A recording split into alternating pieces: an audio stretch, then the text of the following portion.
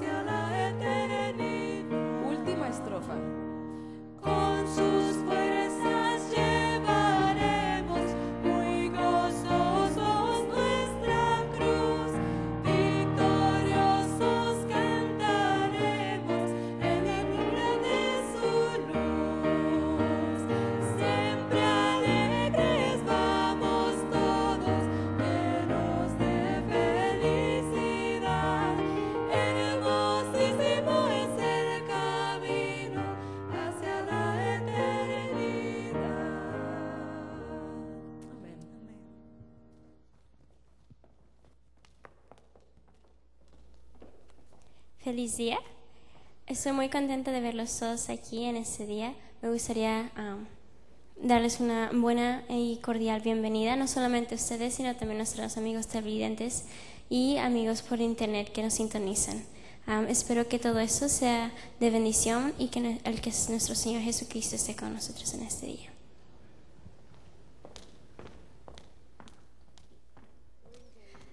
En este momento los invito a que por favor postren el rostro para orar. Padre nuestro que estás en los cielos, santificado sea tu nombre. En este momento venimos ante ti con mucho gozo en nuestros corazones por la oportunidad que nos das de estar en GYC. Pedimos que en este momento tu Espíritu Santo esté con nosotros para que podamos aprender más de ti y entregar nuestras vidas a ti también. Te lo pedimos en el nombre de Cristo Jesús. Amén.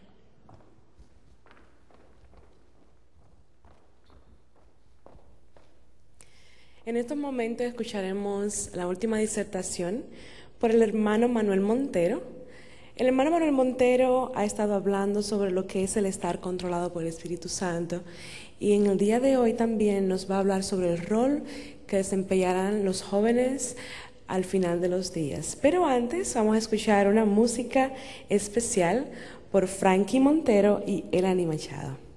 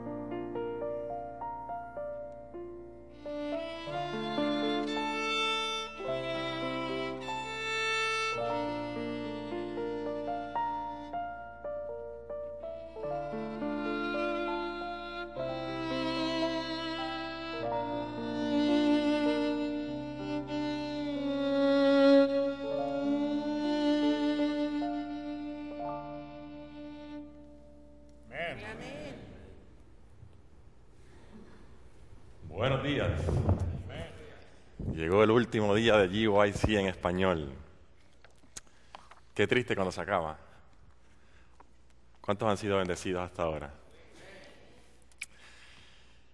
Las mañanas anteriores, me refiero a la mañana del viernes y ayer, sábado, habíamos estado hablando de que en la vida del cristiano era indispensable ser controlado por el Espíritu Santo. Que no bastaba simplemente con decir, yo soy cristiano porque acepto los méritos de Cristo Jesús y continúo mi vida como yo la llevaba antes, sino que todo aquel que está en Cristo Jesús es controlado y es dominado y tiene el Espíritu Santo en su vida, y a través del Espíritu Santo Cristo mora en esa persona. Lo vimos con Hechos de los Apóstoles, el capítulo 19, cuando el apóstol Pablo se encontró con esos 12 casi discípulos en la ciudad de Éfeso. Y los vio allí, y vio que algo no estaba bien y les preguntó acerca de su creencia, si habían sido bautizados con el Espíritu Santo. Y la realidad es que ellos no habían sido bautizados con el Espíritu Santo. Así que Pablo se sorprendió y le dijo, bueno, vamos a bautizarlos de nuevo. No han comprendido lo que es la vida en Cristo. Luego ayer vimos la diferencia entre el hombre de Romanos 7 y el hombre de Romanos 8. Como aquella persona que trata de hacer lo bueno porque comprende lo que es bueno, se da cuenta que la ley es santa, es justa y buena, pero no puede cumplir sus requerimientos.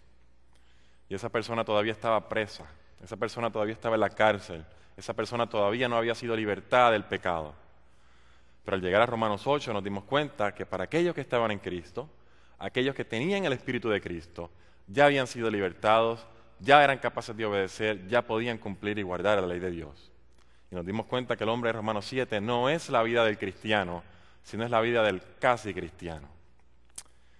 Y hoy vamos a ver primero, para empezar, 7 versículos que son promesas y a la misma vez indicaciones para nosotros los jóvenes adventistas hoy. Y yo no sé si te has preguntado por qué nuestras reuniones se llaman la generación de jóvenes para Cristo. ¿Por qué la palabra generación? Y en la medida que vayamos desarrollando la idea, nos daremos cuenta que va a haber una generación que será la última. Porque debe llegar el momento cuando Cristo venga y haya gente viva todavía en la tierra que lo está esperando, y ese sea su pueblo, y esa será la última generación. Así que vamos a empezar en el libro de Efesios, el capítulo 5, los versículos 1 y 2. Efesios 5, 1 y 2. Efesios 5, 1 y 2.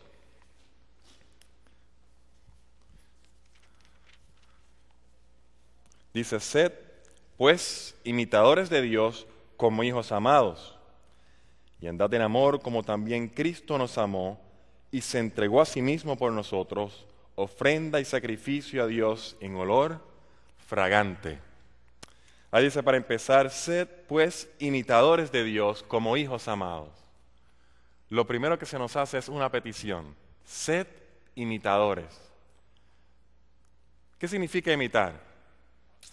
La palabra allí es mímicas, que nosotros usamos mucho para describir la manera como alguien hace con las manos algún tipo de gesto, imitando algo. Y se nos dice que lo hagamos como hijos amados. Yo tengo una niña pequeña, tiene prácticamente 2 años ya. Ella es muy observadora, como todos los niños, está pendiente y mirando todo lo que nosotros hacemos. Y cuando uno menos se lo imagina, ella está haciendo lo mismo que uno había estado haciendo antes, claro, a su manera. Por ejemplo, yo recuerdo que yo me estaba cepillando mis dientes un día por la mañana y ella me estaba mirando. No pasaron 5 minutos y yo la veo que ella tiene una crema de manos, pero la sacó de un tubo también, ¿no? Y le había puesto un cepillito que ella tiene y se estaba cepillando con la crema de manos. Porque ella está imitando lo que nosotros estábamos haciendo. Porque es típico de un niño aprender imitando a su padre. Y en la vida del cristiano, nosotros venimos a ser hijos de las tinieblas, hijos de la oscuridad, hijos de Satanás, a venir a ser hijos de la luz, hijos de Dios. Y hay 2 maneras de las que habla la Biblia en las que nosotros llegamos a ser hijos de Dios. La primera es hijos por adopción. Hijos por adopción significa hijos a manera de un contrato legal. ¿Sabe cómo funciona la adopción? una persona ve a algún niño, o no necesariamente tan niño, puede ser más adulto, y le dice, o más grande, y le dice, bueno, quizás no tiene padre, quizás sus condiciones no son favorables, yo quiero que de ahora en adelante esta persona sea mi hijo. Y quizás va a alguna oficina del gobierno y hace alguna transacción legal donde esa persona ahora viene a ser parte, o este niño, de la familia, de esta nueva familia, en una manera legal. Y va a tener todos los privilegios. En Romanos 8:15 nos dice que nosotros tenemos el espíritu de adopción por el cual clamamos, Abba Padre, o Padrecito. Y esa persona que es adoptada ahora en la familia, ese nuevo hijo, recibe y disfruta todos los beneficios que tienen los hijos que han nacido en la familia, los mismos. Y el día que pasara algo y toque distribuir la herencia, esa persona va a recibir la misma cantidad que recibiría algún otro hermano que no haya sido adoptado y haya nacido en la familia. Pero la realidad es que una persona adoptada, usted sabe, no se va a parecer físicamente a sus otros hermanos. No va a tener los mismos genes que tienen sus otros hermanos. Quizás no hable igual, no se parezca igual o no tenga el mismo temperamento, pero sigue siendo un hijo por adopción. Y la otra manera que uno llega a ser hijo en una familia es naciendo. Usted nace en una familia y trae a los genes, trae su herencia de la familia, del padre y de la madre donde nació. En 1 de Pedro 2:2 dice que nosotros debemos desear la leche espiritual como el recién nacido desea su alimento. Haciendo alusión, el apóstol Pedro sabe de que Cristo ya le había dicho a Nicodemo que si quería entrar en el reino de Dios tenía que nacer de nuevo. Y la adopción nos hace hijos de Dios. En una manera legal, Dios nos trae de ser hijos de las tinieblas a ser hijos de Él. Y ahora somos de Él. Pero Él dice, no es suficiente, yo no me conformo con eso. Yo quiero ahora que no solamente tú tengas el documento legal de que tú eres mi hijo, sino yo quiero que tú nazcas nuevamente de tal manera que tú tengas mis genes, que tú tengas mi herencia, que tú tengas mi carácter. Y el apóstol Pablo en Efesios, ahora sed imitadores de Dios. Ahora tú eres hijo, ahora tú has nacido, ahora tu trabajo es hacer como todos los niños pequeños hacen, mirar a su padre, mirar a su madre e imitarlos. Y yo quiero que me acompañen estos 7 versículos que vamos a ver ahora. A ver si lo que el apóstol Pablo nos está pidiendo es simplemente algo pasajero, transitorio, donde tú deberías poner algo de atención y tratar de hacer lo mejor que tú puedas. Imita a Dios en la medida en que tú puedas. O vamos a ver si hay unas cuantas, indicaciones más, de tal manera que tú veas que es algo que no solamente tú debes tratar, es algo que tú puedes hacer y que es una posibilidad. Primera de Pedro 1, 15, 16. Acompáñame allá para que lo veas por ti mismo. Primera de Pedro 1, versículos 15 y 16.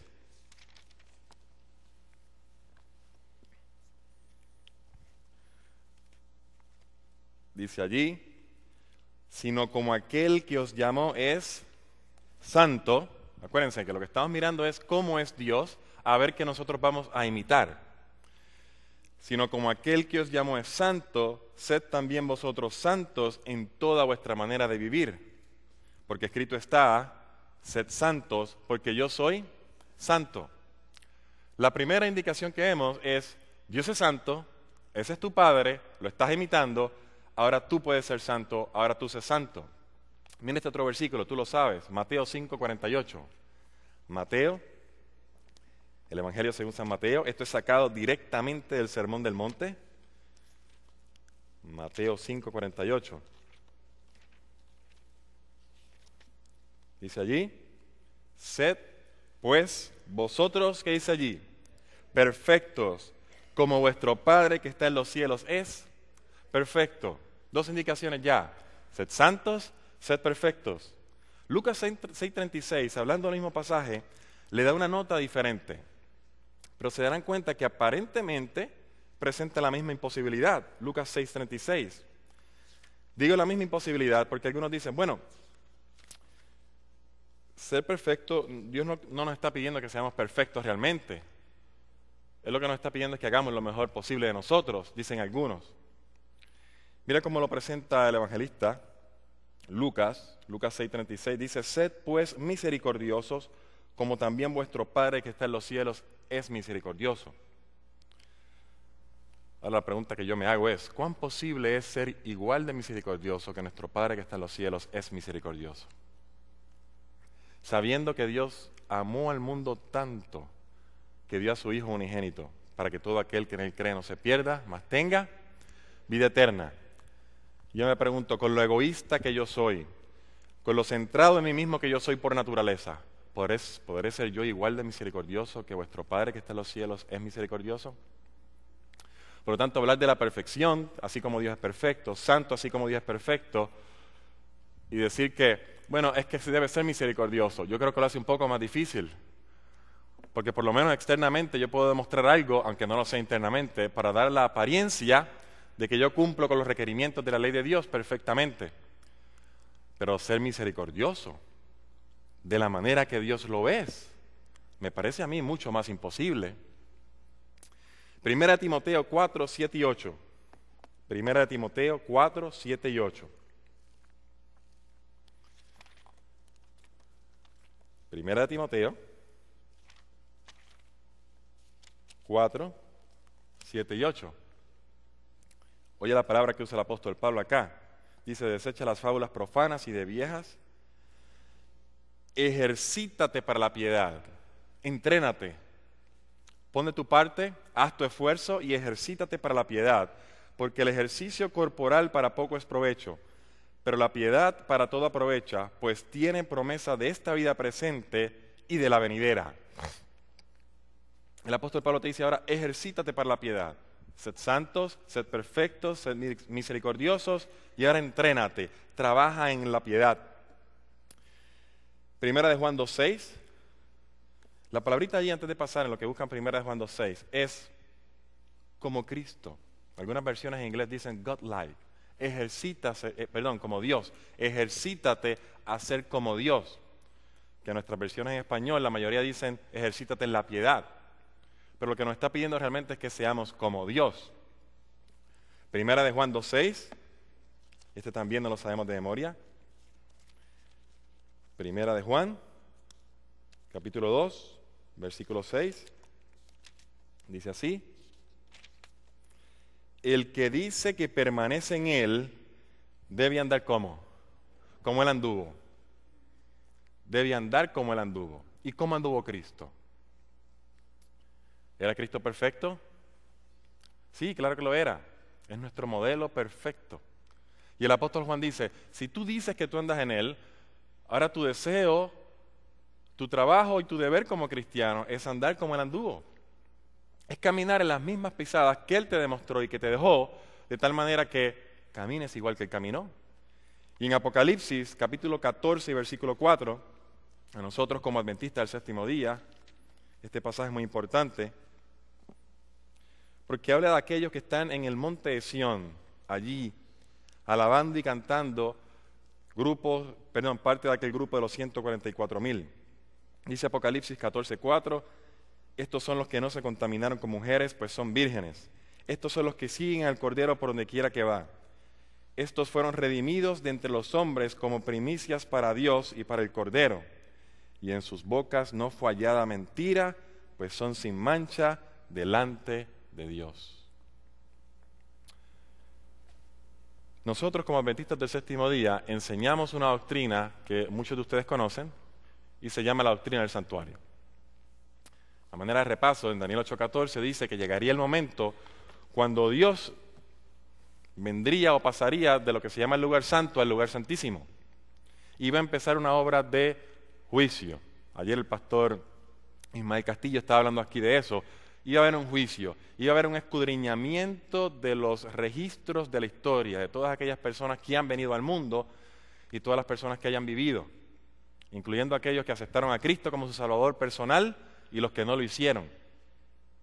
Y nosotros en nuestra doctrina del santuario enseñamos que llegará un día cuando Cristo se va a quitar sus vestiduras sacerdotales de intercesión, es decir, de ser tu abogado defensor. De cada vez que tú clamas por un pecado cometido o alguna falta cometida, Él dice, no hay problema, ponlo a mi cuenta. Yo morí por Él y yo lo perdono. Y llegará el día donde Él va a salir de ese lugar y va a decir, ya no puedo seguir trabajando más aquí, porque yo tengo que acabar con el problema del pecado y yo tengo que volver de nuevo al mundo. Y es lógico pensar que Él lo va a hacer. Cuando Él haga eso, va a haber una generación que esté viva antes de que Cristo venga. Porque nosotros enseñamos que va a haber un tiempo entre el cual Él sale del lugar santísimo y se quita sus ropas sacerdotales y ahora se pone sus ropas de rey y viene a la tierra. Y durante todo ese tiempo, Él no va a estar en oficio como sumo sacerdote intercediendo por nosotros en el cielo. Y allí Él le va a presentar al universo, como vamos a ver ahora, lo que Cristo es capaz de hacer con esa última generación que ha tenido en sus manos la Biblia. Cuando tantas generaciones no la habían tenido, esta la tiene. Cuando tienen la capacidad de leerla por ellos mismos. Cuando tienen tanto conocimiento disponible, porque ese grupo remanente, antes de que se cierre el tiempo de la gracia, han tenido una mensajera especial para ellos, con una guía precisa de cada cosa que va a ocurrir antes de que Cristo venga, donde cada uno de los engaños de Satanás han sido descritos. Ellos tienen conocimiento de lo que Él va a hacer y se adelantan a eso, piden poder de lo alto, son llenos del Espíritu Santo, y Dios le puede mostrar al universo con esa última generación lo que Él es capaz de hacer. Y lo interesante es que Cristo ha estado esperando hacer eso desde que empezó el pecado en el cielo. Y ustedes saben la historia. Satanás en el cielo quería la adoración que se le daba a Jesús, pero no quería tener el mismo carácter de Jesús. Y el argumento era que tú eres un Dios caprichoso, tú quieres hacer lo que quieras, y cuando uno no esté de acuerdo, ¿qué cosa haces? Lo eliminas. Así que si yo, hablando como Satanás, ahora me voy en rebelión contra ti y deseo mi propio gobierno, ¿qué vas a hacer? Matarme. Y los otros ángeles estaban mirando, y ya algunos de ellos habían creído en lo que Satanás estaba diciendo, en aquel momento Lucifer. Así que Dios no tenía otra alternativa que dejar a Satanás por un tiempo, que demostrara realmente las consecuencias de su propio gobierno, las consecuencias de implantar un gobierno bajo su propia ley.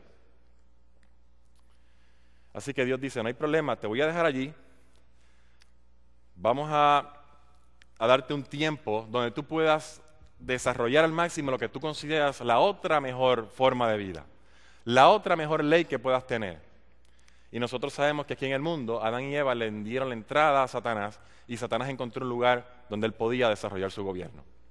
Así que le toca, es de él, le pertenece, porque Adán y Eva le dieron las llaves del negocio a Satanás aquí en la tierra.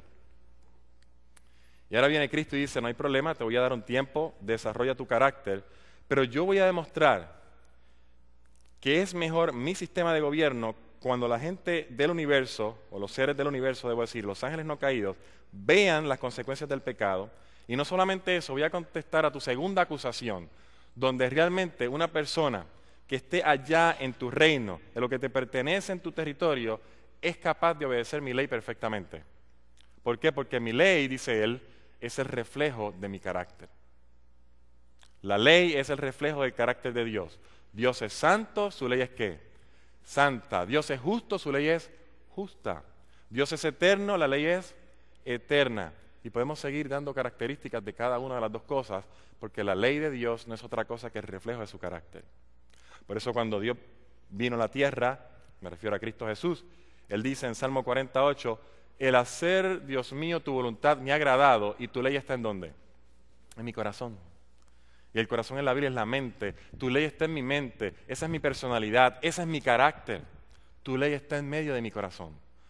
Y el propósito de Satanás, uno de los propósitos era eliminar esa ley porque lo condenaba. Así que él trataba de darle una puñalada directa a esa ley. Y una puñalada directa a la ley es una puñalada directa ¿a dónde? Al corazón de Jesús, porque su ley está en su corazón. Así que Jesús ahora dice, yo voy a la tierra, yo desciendo allá, yo contesto tus argumentos y regreso al cielo y caso cerrado. Y dice Romanos 8:3 que Cristo viene, toma una naturaleza como la de nosotros, con toda la carga de la herencia genética que nosotros tenemos y contesta esas acusaciones de Satanás. Pero todavía queda otra. La otra acusación es, sí, pero por aquello de las dudas podríamos pensar, y aquellos que han estado en los seminarios sabemos que Cristo cuando vino a la tierra dejó todo su poder, dejó toda su gloria y todo lo hizo a través del Padre y del Espíritu Santo. Él dice, nada puedo hacer de mí mismo.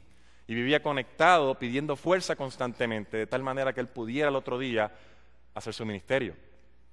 Pero dicen, no, quizás tú como eres mitad Dios, no mitad Dios, perdón, 100% Dios y 100% humano, puede ser que tú hayas tenido alguna ventaja que otro ser humano no pueda tener.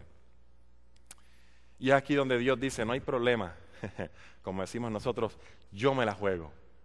Yo te voy a demostrar ante el universo, una última generación, después de 6,000 años de pecado, con todo el daño que una carga genética pueda tener, con todas las inclinaciones, las tendencias y las pasiones que tus padres, tus abuelos y bisabuelos te pudieron heredar, que cuando son sometidos y controlados por el Espíritu Santo, le pueden contestar directamente las acusaciones de Satanás, que la ley de Dios es posible guardarla perfectamente. Que se puede ser santo, se puede ser como Dios, se puede ser misericordioso y se puede ser perfecto. Para empezar, nosotros ya habíamos dicho el viernes por la mañana que el mensaje de la restauración, el mensaje de la rectificación incluye el perdón de los pecados, pero incluye también la habilitación y la capacitación para vivir una vida nueva en Cristo. En 1 de Juan 1:9 esto está bien representado cuando dice, si confesamos nuestros pecados, Él es fiel y justo, ¿para qué? Para perdonarnos, y nos deja allí. ¿Cómo termina el versículo? Y limpiarnos de toda maldad. Juntas, las dos, perdón y limpieza. En Juan 8:11, cuando le traen la mujer que había sido agarrada en el acto del adulterio a Cristo Jesús, acuérdense, Jesús no entra en tanto tecnicismo de justificación, santificación como nosotros hacemos, y tratamos de romperlo y dividirlo cuando realmente es una y la misma cosa. Jesús lo dice sencillo. Ahí está la mujer en el suelo, Jesús está escribiendo en la tierra, Él levanta su cabeza, ve que no hay nadie, y le pregunta a la mujer, ¿dónde están los que te acusan? Y dice, no sé dónde están. ¿Quién te condena ahora? Nadie. ¿Y qué cosa le dijo a Jesús? Ni yo te condeno, perdón, vete y no peques más. Santificación. En un solo pasaje. Ni yo te condeno, vete y desde ahora no peques más. David entendió esto bien después de su pecado que cometió, su adulterio, su homicidio, su engaño, su mentira. Cuando él en el Salmo 51, específicamente los versículos 2 y 7, pidiendo el perdón de sus pecados, él sabía que perdón no era suficiente. Porque si lo perdonaban solamente y lo dejaban igual, la próxima vez que él saliera de nuevo al balcón y volviera a ver a otra persona, a otra mujer bañándose, ¿qué cosa iba a hacer él? Cometer el mismo pecado. Y David dice, no, yo no solamente quiero el perdón, yo también quiero una purificación, dice él. Purifícame con hisopo y seré limpio. Salmos 51, 2 y 7. Lávame y seré más blanco que la nieve. Y el apóstol Pablo en 1 Tesalonicenses 5:23 dice, y el mismo Dios de paz os santifique por completo todo vuestro ser, espíritu, alma y cuerpo, y sean guardados irreprensibles para la venida de nuestro Señor Jesucristo. Antes de la venida de nuestro Señor Jesucristo, dice el apóstol San Pablo, va a haber un grupo de gente que va a ser santificadas por completo, no a medias, no el 75% de las veces, no tratando de hacer lo mejor que es posible, confiando en Dios completamente y levantando sus méritos y permitiendo que el Espíritu Santo obre en su vida, van a ser santificados por completos y guardados completos hasta la venida del Señor. En Levítico 16, usted puede buscarlo en su casa luego, trata acerca del tema del santuario terrenal cuando llegaba el día de la expiación. Y es lo que se llama el antitipo de lo que era el santuario celestial en el cielo, o lo que llegaría a ser eventualmente, me refiero al 1844, que comenzaría el día de la expiación en el cielo. Era un día cuando se limpiaban los muebles del santuario porque simbólicamente habían sido contaminados por el pecado del pueblo. Y había un rito, el sacerdote entraba, llevaba esa sangre, una sangre que limpiaba, purificaba el lugar y lo hacía limpio de los pecados que habían llegado allí del pueblo. Pero eso no era suficiente ni lo único que ocurría. Hay una parte que por lo general no enseñamos nosotros, y es que en el versículo 30 del mismo capítulo de Levítico 16, Moisés le dice al pueblo, límpiense, aséense, prepárense, hagan la preparación espiritual necesaria, porque además de la limpieza del templo, ustedes también van a ser limpios. A ustedes se les va a limpiar de la misma manera que se hace con el templo, a ustedes también se les va a limpiar. Era una promesa doble de limpiar el templo físico y limpiar el templo ¿de qué? Del Espíritu Santo. Dice 1 Corintios 6 que nosotros somos templo, 19, que nosotros somos templo ¿de quién? Del Espíritu Santo. Por lo tanto, hay un templo allá arriba y sigue habiendo otro templo aquí abajo. Templo y morada del Espíritu Santo. Limpieza arriba en el cielo, limpieza aquí abajo en la tierra. Como acabamos de leer ahorita en el último versículo de Apocalipsis 14, el versículo 5 sigue diciendo que esos 144,000 no tienen engaño en sus bocas y son sin mancha. Y están allá delante del Padre. El Salmo 115 lo puede ver en su casa. Es el Salmo de los 144,000. Se va a dar cuenta, ellos están en el monte de Sión, están allá con el Cordero. Y dice que aquel que va a estar allí en el monte santo, en el monte de Sión, dice la verdad en su corazón. Dice la verdad en su corazón. ¿Qué significa decir la verdad en su corazón? Yo puedo engañar a otro con mi apariencia externa, con las palabras que yo digo, la manera que yo me comporto cuando yo sé que me están mirando. Pero cuando yo estoy solo, o cuando yo estoy con aquellos que me conocen más, yo actúo y me comporto como realmente soy. En lo más íntimo de mí, quizás lo que no hay es muy bueno, pero doy la apariencia de que lo soy y lo mantengo ahí tapadito como un engaño. Pero ese grupo de gente que vive antes de que Cristo venga, dicen la verdad en su corazón, tienen la verdad en su corazón, debo decir. Porque tienen a Cristo, y Cristo dijo que Él era ¿qué? El camino, la verdad y la vida. Están limpios no solamente lo que se ve por fuera, sino también lo que hay adentro, lo que hay en su corazón, lo que hay en su vida.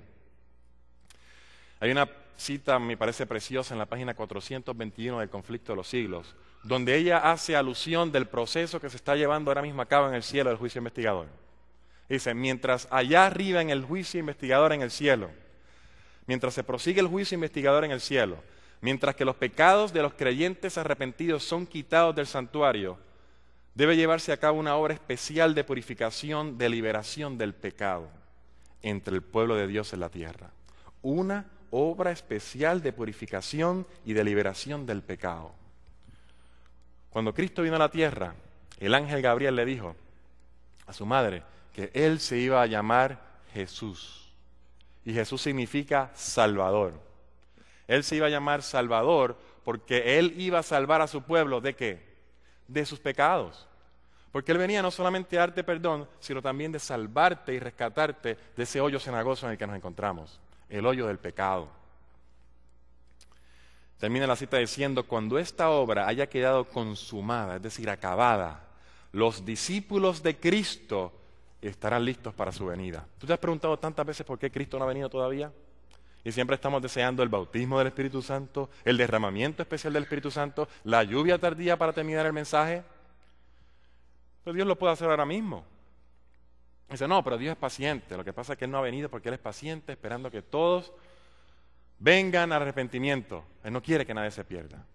La pregunta que yo me hago es, ¿hay más gente en el mundo hoy de lo que había hace 10 años o hay menos? Más. Y cada año hay más, y cada década mucho más. Así que, si sigue esperando así, es lógico pensar que llegará el momento que habrá tanta gente que será más los que se perderán que los que se salvarán. Así que si bien es cierto que Dios quiere que nadie se pierda y que venga el arrepentimiento, esa no es la razón por la que Él no ha venido todavía.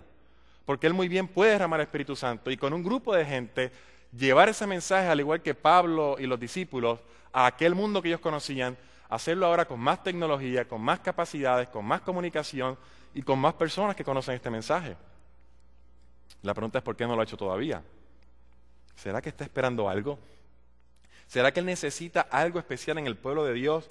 ¿Será que necesita algo en los jóvenes que están viviendo ahora, justamente antes de que Cristo salga del santuario celestial, que Él depende de nosotros para poder completar esa obra? La última oración que leí de la cita era, cuando esta obra haya quedado consumada, la obra de purificación, no del santuario celestial, de nuestro santuario aquí en la tierra, los discípulos de Cristo estarán listos para su venida. Alguien dirá, pero ven acá, ¿no estás centrando el mensaje en ti? Entonces me estás diciendo que Cristo necesita de ti para venir y salvar al mundo. ¿Te estás poniendo en el lugar del Salvador? ¿O crees que te puedes salvar por tus propios esfuerzos o salvar a otro? No, es que nosotros nos hemos miópicamente enfocado a la cruz y solamente hemos visto perdón. La cruz, perdón, la cruz, perdón. Santificación, algo que viene después. Purificación y limpieza del pecado, algo que en la vida va a llegar en su momento dado. Pero realmente la cruz tiene los dos componentes allí. Porque ves, llegar a la cruz y caminar hasta la cruz es el primer paso y alcanzar el perdón. Pero allí en la misma cruz y todavía sin salir de allí está el segundo paso, que es la santificación. Tú sabes estos versículos, en Lucas 9:23 dice que si alguno, aquí está, y lo vamos a dar en tres versículos, 3 pasos.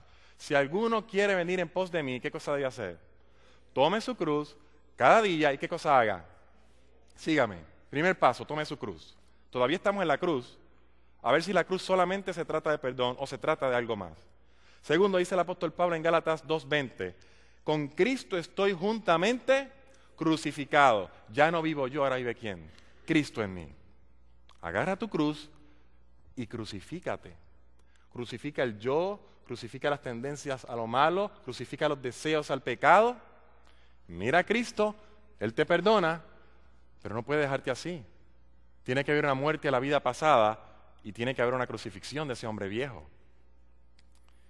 Y en Gálatas 5:24 Pablo nos dice por qué exactamente debemos crucificarnos. Dice él, pero los que son de Cristo han crucificado la carne con sus pasiones y sus deseos.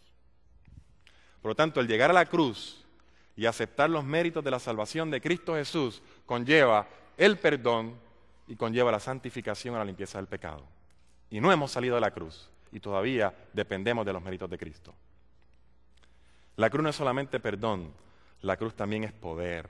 Es poder de Dios para los que se están salvando. Poder de Dios para la limpieza que queremos en nuestras vidas. Esta obra, dice el apóstol Pablo, es una obra de colaboración. Yo no puedo decir, Señor, límpiame, purifícame, lávame con hisopo y aquí estoy yo y sigo haciendo lo que yo quiero. Porque así Dios no me puede purificar. Él necesita que haya un deseo y haya, como dice el apóstol Pablo, un ejercicio de la voluntad, donde queda de parte tuya, del agente humano, someterse a Cristo constantemente de tal manera que Él pueda hacer esa obra. En 2 Corintios 7:1 dice, así que amados, puesto que tenemos tales promesas, limpiémonos de toda contaminación de carne y de espíritu, perfeccionando la santidad en el temor de Dios. Dios hace la purificación, pero tú también colaboras. Y Él te dice, limpiémonos, hagamos el trabajo que nos corresponde. Pongamos nuestro deseo y nuestra voluntad de parte de Cristo para que Él pueda terminar ese trabajo que Él necesita terminar. Y el apóstol Juan en 1 de Juan 3:3 dice, y todo aquel que tiene esta esperanza. ¿Qué esperanza? Si se fijan en el versículo que viene antes, trata directamente como empezamos esta mañana, hablando de imitar a nuestro Padre y del nuevo nacimiento y de la adopción. Mira acá, 1 de Juan 3, y voy a leer el versículo que viene antes, el versículo 2. Amados, ahora somos hijos de Dios. Esto no lo hacemos porque queremos ser hijos de Dios, esto lo hacemos porque ya lo somos. Somos hijos de Dios y aún no se ha manifestado lo que hemos de ser. Miren esa palabra ahí, manifestado lo que hemos de ser. Todavía no se ha manifestado. Aparentemente Dios está esperando alguna manifestación. Quédate con esa palabra en la mente porque vamos a llegar allá otra vez. Pero sabemos que cuando Él se manifieste, seremos semejantes a Él porque le veremos tal como Él es. Y todo aquel que tiene esta esperanza, la esperanza de ver a Cristo, la esperanza de estar con Él, la esperanza de que vuelva, se purifica ¿cómo? A sí mismo, así como Él es puro. El que tiene la esperanza de la segunda venida en Cristo Jesús, también tiene el deseo y colabora con Cristo para que su vida se purifique, para ser igual de puro que Cristo. La acusación de Satanás era en el cielo, es imposible, no se puede. Eres un caprichoso porque quieres un gobierno de una manera y lo que exiges realmente no se puede cumplir. Así que eres caprichoso e injusto. Y el mismo capítulo que estoy leyendo, Dios vino para contestarle a Satanás precisamente eso. Dice el versículo 5, y sabéis que Él apareció para quitar nuestros pecados y no hay pecado en Él. Todo aquel que permanece en Él, ¿qué cosa pasa? No peca. ¿Y pecado es qué cosa? La transgresión de la ley de Dios, versículo 4. y no hay pecado en él. Todo aquel que permanece en él no peca. Todo aquel que peca no le ha visto ni le ha conocido. Y la palabra allí no es no peca, la palabra allí es el que permanece. Porque tu trabajo como cristiano no es enfocarte en tus pecados, ni mirar a Satanás, ni tratar de ver cómo tú sales victorioso de la tentación por ti mismo. Tu trabajo como cristiano, como joven de esa última generación, es imitar y contemplar al modelo divino. Es mantenerte conectado, es mantenerte permaneciendo. Hijitos, versículo 7, nadie os engañe, el que hace justicia es justo como él es justo. El que practica el pecado es del diablo, porque el diablo peca desde el principio. ¿Qué cosa es pecado? Transgresión de la ley, es decir, el pecado está transgrediendo la ley desde el principio. Está violándola. En otras palabras, el diablo desde el principio no quiere tener el carácter de Dios. No quiere tener su ley en su corazón. Para esto apareció el Hijo de Dios, para deshacer las obras del diablo. Ahora viene Cristo y dice, seguro que se puede. Yo voy a la tierra como un ser humano, 100% hombre, 100% divino también, pero solamente dependiendo de su Padre. Y dice, yo voy a deshacer esas obras del diablo. Yo voy a demostrarle a Satanás que él es pecador desde el principio, pero no hay que ser así. Y él vino y vivió una vida perfecta y sin pecado. Y dice el versículo 9, todo aquel que es nacido de Dios no practica el pecado, porque la simiente de Dios permanece en él y no puede pecar porque es nacido de Dios. Y ahora aquellos que han sido adoptados en la familia de Dios, pero no solamente adoptados, sino también nacidos, se les da su semilla. La palabrita que está ahí es la misma palabrita a la que se usa para describir nuestras células fértiles, especialmente la del varón, que dan lugar a una criatura nueva, ¿no? Cuando llegan al vientre de una mujer. Dice, tiene esa misma semilla. Y usted sabe que en una semilla está la información para una planta. Así que si yo quiero un árbol de un roble, yo debo sembrar una semilla ¿de qué? De roble. Lógico, ¿no? Si yo quiero un árbol de pera y yo siembro otro de manzana, digamos, yo no puedo pretender que el fruto sea diferente, porque esa semilla tiene la información necesaria para que el árbol que estoy sembrando sea un árbol de pera. Y el que está en Cristo y ha nacido de Él, tiene la misma información genética contenida allí que tenía Cristo. Y ahora Él puede contestar las mismas preguntas que Cristo había contestado utilizando la fuerza que Cristo te da.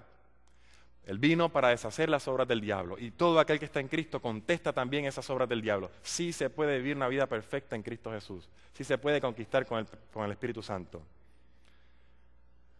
Cristo vino a deshacer. Sí, Él vino a perdonarnos, sí, Él vino a salvarnos, pero tenía algo más en su agenda. Él tenía que demostrar algo al universo. Porque si no, a pesar de que podía salvarnos, todavía tenía que permitir que Satanás estuviera un tiempo más aquí para contestar esa pregunta. Así que Él no simplemente nos quiere salvar, Él quiere contestar esa pregunta. Él tiene que deshacer esas obras que el diablo está haciendo desde el principio. Y Satanás sabe eso. Así que Él sabe que va a haber un grupo que al final de los días, esa última generación, va a tener esa semilla de Dios en él, va a tener esa genética y va a poder también contestar las obras de Satanás. Y Él no lo puede permitir. Así que en Apocalipsis 12, donde tenemos esa batalla entre la mujer y el dragón, que empieza en el cielo y sigue aquí en la tierra, llega el momento cuando el dragón se enfuria, se llena de ira, ya no aguanta más porque él sabe la posibilidad de que todos sus argumentos se queden callados. Y va y hace ataque frontal, hace guerra ¿contra quiénes? Contra el remanente. Porque el remanente tiene dos características específicas. ¿Cuáles son? Porque ellos dicen que guardan los mandamientos de Dios. ¿Dicen? No, porque ellos guardan los mandamientos de Dios. ¿Y qué cosa ellos tienen? Tienen el versículo, ese es el capítulo 14. Pero en el capítulo 12 dicen tienen el testimonio de Jesús. O el testimonio de Jesucristo. ¿Y el testimonio de Jesucristo qué cosa es? El espíritu de profecía. Porque esta última generación tiene la capacidad de ir a abrir aquellos libritos rojos, ver lo que Satanás va a hacer, y no solamente ver eso, sino ver cómo se puede hacer esa obra de purificación completa, de santificación absoluta, de tal manera que cuando Satanás venga a tu vida, Satanás no encuentre nada en ti. Porque cuando él fue a la vida de Cristo, ¿qué Cristo dijo?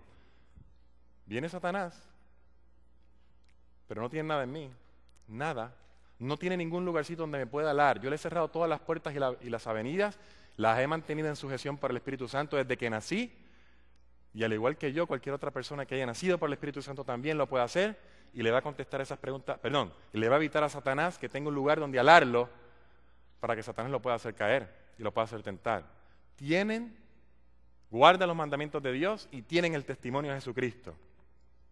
Y en Apocalipsis 14:12 dice algo más sorprendente todavía.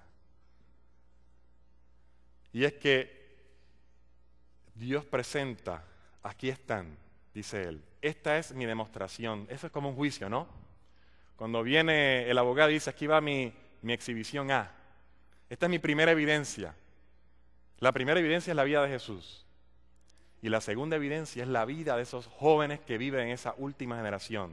Dice, aquí están los que guardan los mandamientos de Dios y ahora sí, tienen la fe de Jesús. Y la pregunta que yo te hago es, ¿qué fe tenía Jesús? ¿Confiaba Dios en su Padre constantemente que lo podía guardar del mal? ¿Confiaba Dios en su Padre constantemente que le podía dar poder para vencer al enemigo día tras día, tentación tras tentación? Y este grupo de jóvenes, como tú, como yo, tiene la misma fe de Jesús y depositan la misma fe que Jesús depositó en su Padre, porque dice Judas 24, confiaban en Él que lo podían guardar sin caída y sin mancha, y presentarnos, sin mancha delante de nuestro Padre. Esa es la fe de Jesús. Sí tenemos fe en Jesús también, claro, que murió por nosotros, que perdonó nuestros pecados, pero ahora Él dice, no es suficiente, yo te voy a dar mi fe, toma, es un regalo. Y con la fe mía, tú vas a tener la misma victoria que yo tuve. Guardan los mandamientos de Dios y tienen la fe de Jesús. Ahora mira este versículo, Romanos 8:19, para que tú veas lo que te estoy explicando más directo por el apóstol Pablo. Romanos, versículo 8, ¿se acuerdan de la palabrita manifestación? Todavía no se ha manifestado lo que los hijos de Dios pueden ser.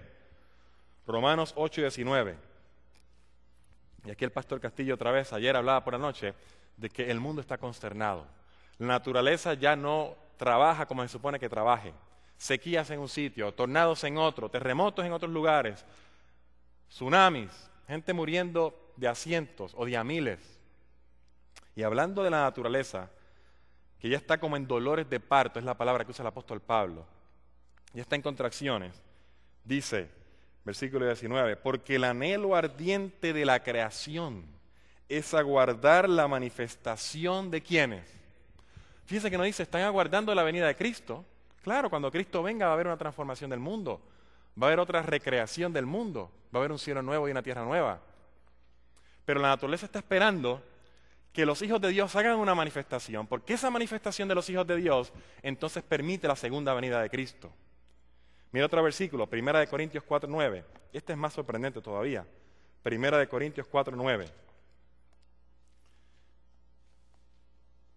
1 Corintios 4:9. Dice allí, porque según pienso, Dios nos ha exhibido, ¿se acuerdan? Exhibición B. Dios nos ha exhibido a nosotros los apóstoles como postreros.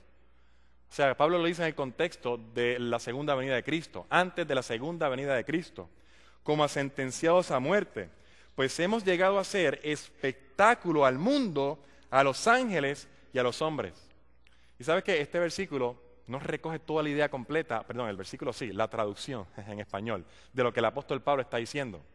Porque Pablo dice, hemos llegado a ser un espectáculo al mundo. La palabra espectáculo allí, en su original, es la misma palabra que nosotros usamos para teatro. Han llegado a ser un teatro. ¿Qué es un teatro? Donde se lleva a cabo una obra, ¿no? Y todo el mundo está sentado y está mirando lo que está pasando. Y la palabra mundo que está allí, su original es la palabra cosmos, de donde sacamos nosotros la palabra cosmos, el universo, un cosmonauta o cosmología.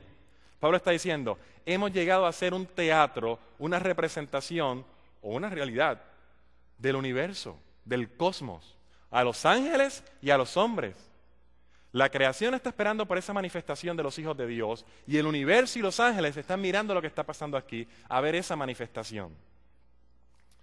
Y esto lo vas a entender más fácil con la historia de Job, tú la sabes de memoria. Job era una persona que servía a Dios, Job era una persona que era justa, una persona que era buena. Y un día se aparece Satanás en el cielo y se aparecen otros seres, debo decir, de otros mundos. Si no, ve a Hebreos, capítulo 1, versículo 1, te dice que hay otros mundos que Dios hizo.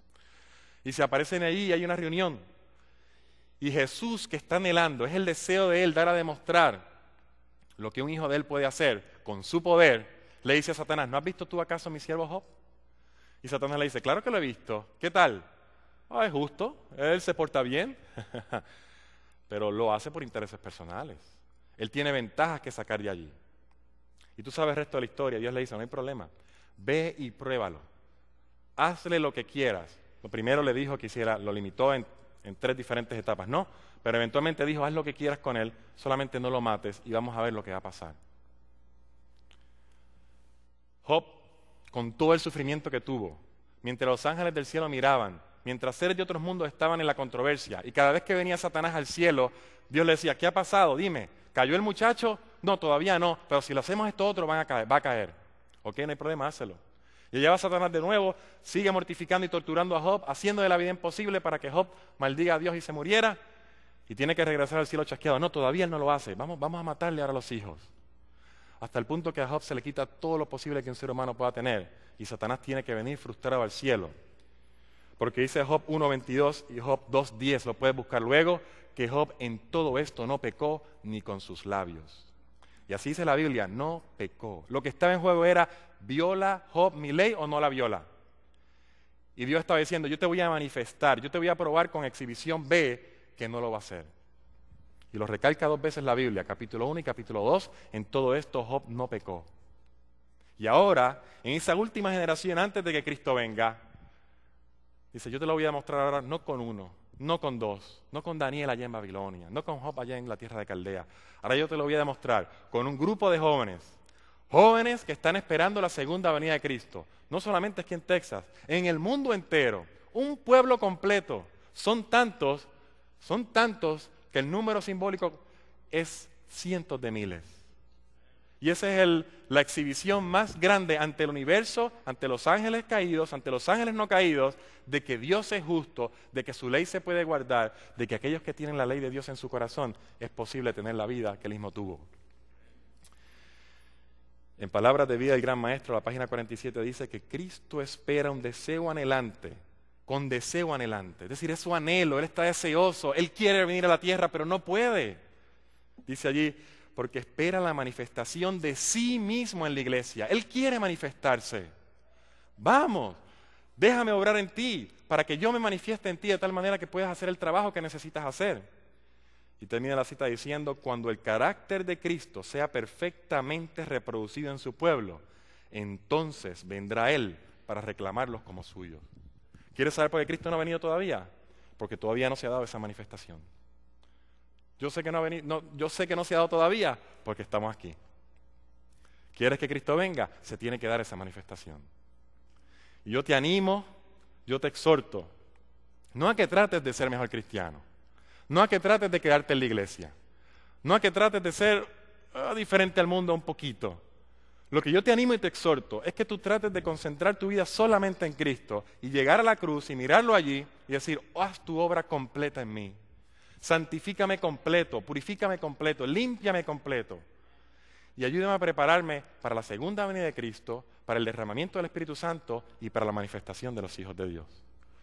Yo espero que ese sea tu deseo en esta mañana, que tú comprendas por qué estás aquí y que tú eres parte de esa última generación que va a ser ese grupo de los que van a estar con el Cordero y los que lo van a seguir por donde quiera que Él va. Que Dios te bendiga esta mañana.